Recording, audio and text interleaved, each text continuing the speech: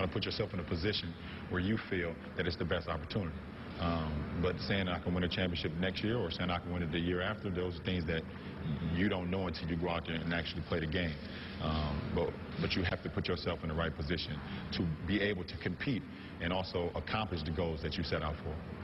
Do you have any doubts about your decision? No. I don't have any doubts at all. Would you like to sleep on it a little longer? Or are you ready to make this decision? No, I've slept enough, or the lack of sleep. You still a nail biter? I have a little bit, not of late. Well, you've had everybody else biting their nails, so I guess it's time for them to stop chewing. The answer to the question everybody wants to know. LeBron, what's your decision? In this fall, man, it's very tough. In this fall, I'm going to take my talents to South Beach and join the Miami Heat. No, Miami Heat. God! That was the conclusion you woke up with this morning. God, please, That was the conclusion I woke up with this morning. No!